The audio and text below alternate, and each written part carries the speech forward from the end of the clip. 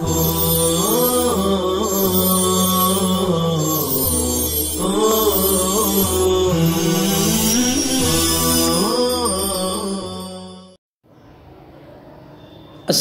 علیکم ورحمۃ اللہ وبرکاتہ۔ بسم اللہ الرحمن الرحیم، الحمد للہ رب العالمین، والصلاة والسلام علی رسولہ الکریم وعلی آلہ وصحبہ اجمعین، اما بعد۔ عزیز طلبہ، امید ہے آپ خیریت سے ہوں گے، عافیت سے ہوں گے، اور اپنے اساتذہ کی محنتوں کو دیکھتے ہوئے، ان کی محنتوں کو سامنے رکھتے ہوئے، ان کے اسباق آن لائن دروس سے استفادہ کر رہے ہوں گے، آپ سے یہی امید ہے۔ شروع کرتے ہیں تیسرا باب کنایہ کے بیان میں۔ الباب الثالث فی الکنایہ، تیسرا باب کنایہ کے بیان میں۔ الکنایۃ ہی لفظ ارید بہ لازم معنہ، کنایہ ایسا لفظ ہے جس سے اس کا لازمی معنی مراد لیا جائے۔ جی، قبل اس کے کہ ہم اصطلاحی تعریف کو سمجھیں، لغوی تعریف سمجھ لینا، جان لینا مناسب معلوم ہوتا ہے۔ تو کنایہ لغتاً کنا یکنی کا مصدر کنایہ ہے، کہا جاتا ہے کنیتو، اور واو کے ساتھ بھی آتا ہے کنوتو، کنیتو اور کنیتو کنوتو دونوں، یا اور واو دونوں کے ساتھ، کنیتو بکذا یا کنوتو بکذا، عن کے ساتھ بھی آتا ہے کنیتو عن کذا، کنوتو عن کذا، یعنی انسان کسی چیز کا تکلم کرے اور اس سے کوئی اور معنی مراد لے، یہ ہے اصل کنایہ، کہ انسان کسی چیز کا تکلم کرے اور اس سے کوئی اور معنی مراد لے۔ لہذا یہ ہے لغوی تعریف۔ اصطلاحی تعریف کا حاصل کیا ہوا؟ لفظ بول کر اس سے اس کا لازمی معنی مراد لینا، یہ ہے اصطلاحی کنایہ۔ کنایہ کے اندر بھی مجاز کی طرح قرینہ پایا جاتا ہے۔ مجاز کے اندر ایسا قرینہ ہوتا ہے جو اصلی معنی مراد لینے سے مانع ہوتا ہے، لیکن کنایہ کے اندر ایسا قرینہ ہوتا ہے جو اصلی معنی مراد لینے سے مانع نہیں ہوتا ہے۔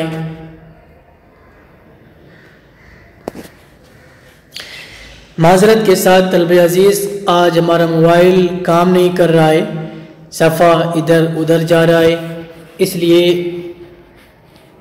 ہم معذرت خواہیں۔ تو امید ہے بات آپ کو سمجھ میں آ گئی ہوگی۔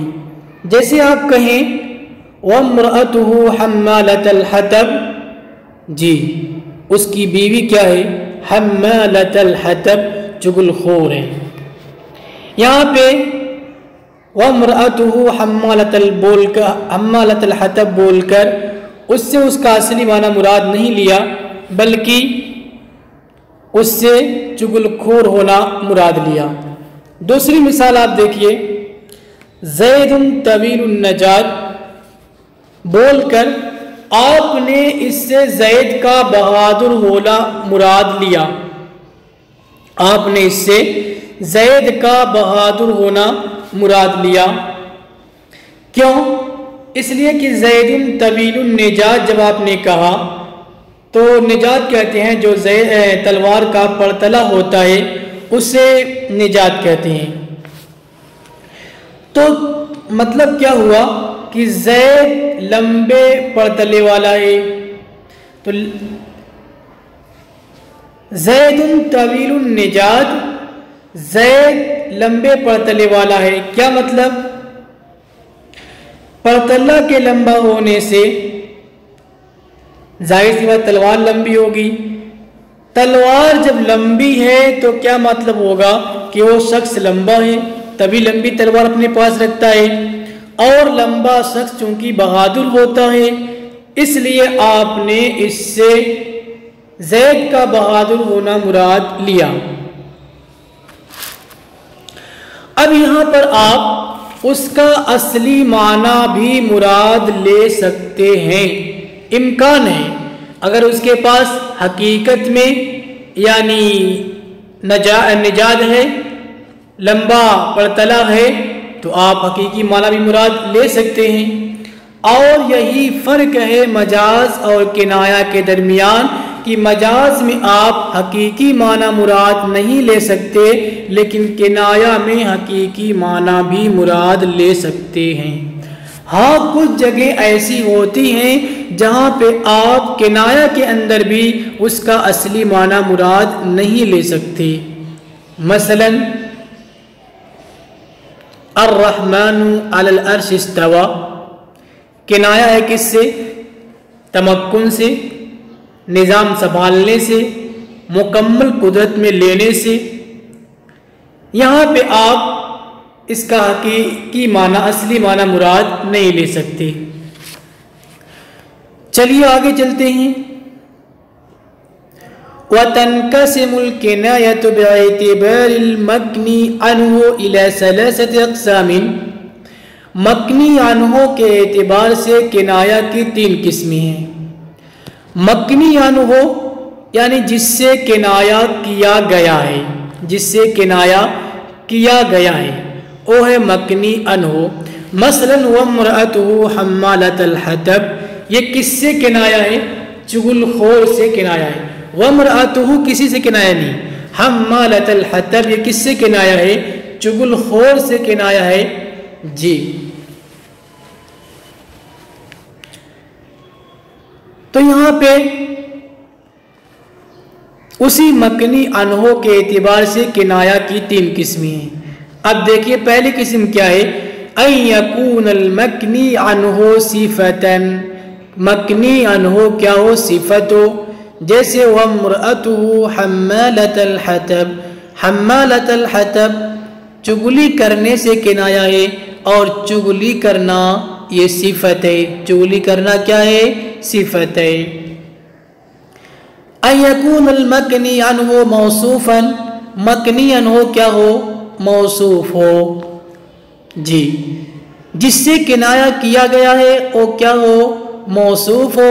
جیسے وَحَمَلْنَاهُ عَلَى ذَاتِ أَلْوَاحٍ وَدُسُرٍ, یہاں پہ ذات الواح و دسر کنایہ ہے کس سے؟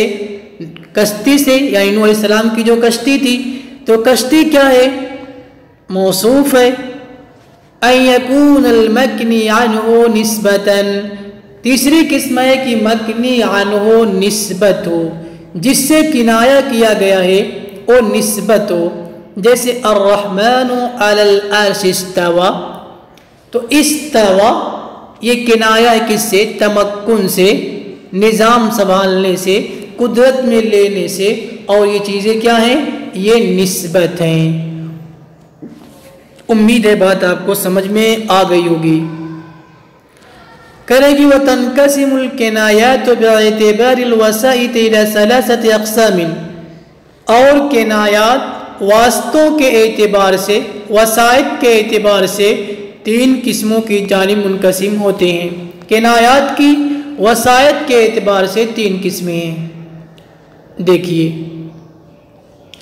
نمبر 1 تلویح. تلویح کیا ہوتا ہے؟ تلویح لغتاً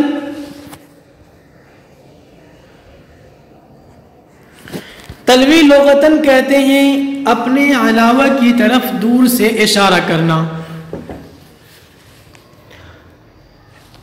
اصطلاحاً ہوا ما کثرت فیہ الوسائط, جس میں واسطے زیادہ ہوں, جس میں واسطے زیادہ ہوں.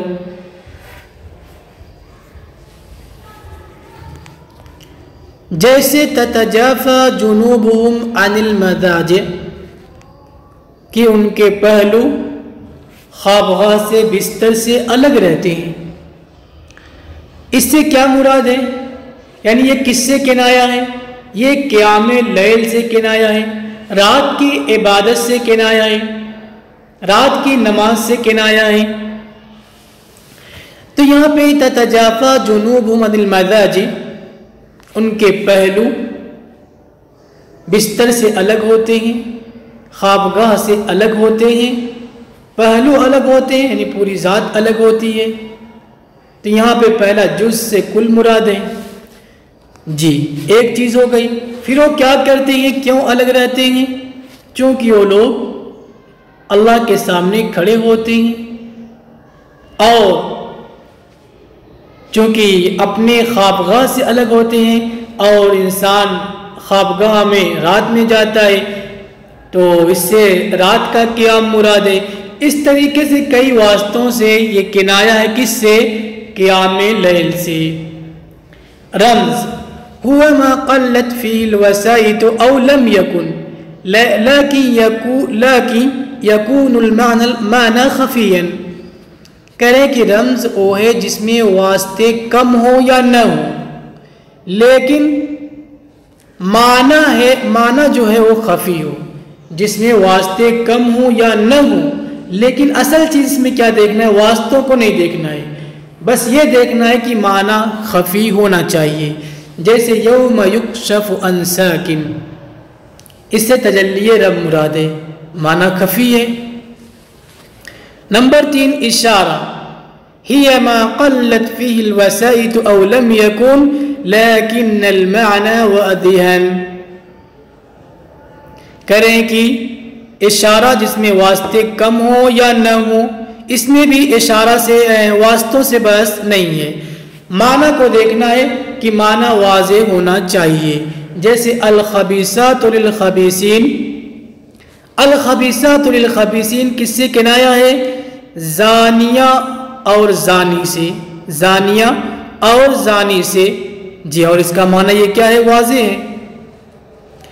آگے دیکھیے فائدہ، نوع من الکنایۃ التعریض، کنایا کی ایک قسم تعریض بھی ہے، کنایا کی ایک قسم تعریض بھی ہے۔ تعریض کیا ہے؟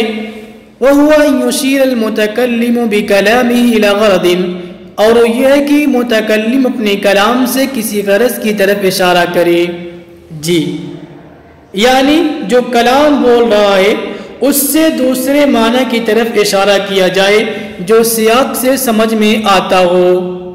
جیسے وَإِذْ قَالَ إِبْرَاهِيمُ لِأَبِيهِ وَقَوْمِهِ إِنَّنِي بَرَاءٌ مِّمَّا تَعْبُدُونَ، ابراہیم نے اپنے باپ اپنی قوم سے کہا کہ تم جن لوگوں کی جن چیزوں کی عبادت کرتے ہو میں ان سے برات کا اظہار کرتا ہوں، میں اس سے بری ہوں۔ یہاں پہ اس کلام کے ذریعے سے ابراہیم علیہ السلام نے اشارہ کر دیا کہ تم لوگ بہترین باپ کی اقتداء نہیں کر رہے ہو، تم لوگ جو آدمی صحیح راستے پہ ہے اس کی اقتداء نہیں کر رہے ہو، اس لیے میں تم سے برات کا اظہار کر رہا ہوں۔ اسی طریقے سے ہمارا کسی ظالم سے یہ کہنا خیر الناس من ينفع الناس ہے، لوگوں میں بہتر وہ ہے جو لوگوں کے لیے نفع بخش ہوتا ہے، جو لوگوں کو نفع پہنچاتا ہے۔ تو اس سے یہ اس بات کی طرف اشارہ ہو گیا کہ تمہارا فعل بہتر نہیں ہے، تم لوگوں میں بہتر نہیں ہو، تمہارا شمار بہتر لوگوں میں نہیں ہوتا ہے۔ اسی طریقے سے آپ نے کہا کسی موذی شخص سے جو لوگوں کو تکلیف دیتا ہے، یہ کہنا المسلم من سلم المسلمون من لسانه ویدہ، یعنی اس بات کی طرف اشارہ کرنے کے لیے کہ موذی شخص اسلام سے خارج ہوتا ہے، اسلام میں اس کا کوئی حصہ نہیں ہوتا ہے۔ جی اسئلہ عرف الکنایۃ لغتاً و اصطلاحاً، لغتاً اور اصطلاحاً کنایہ کی تعریف کیجئے۔ ما الفرق بین الکنایہ والمجاز اللغوی، کنایہ اور مجاز لغوی کے درمیان کیا فرق ہے؟ کم قسما للکنایہ باعتبار المکنی عنہ، مکنی عنہ کے اعتبار سے کنایہ کی کتنی قسمیں ہیں؟ وکم قسما للکنایۃ باعتبار الوسائط، واسطوں کے اعتبار سے کنایہ کی کتنی قسمیں ہیں؟ اس کے بعد کہہ رہے ہیں کہ تلوی اور رمز اور اشارے کے درمیان آپ فرق بیان کیجئے۔ آگے تمرین ہے، کنایہ اور اس کی قسموں کو بیان کیجئے۔ السلام علیکم ورحمۃ اللہ وبرکاتہ۔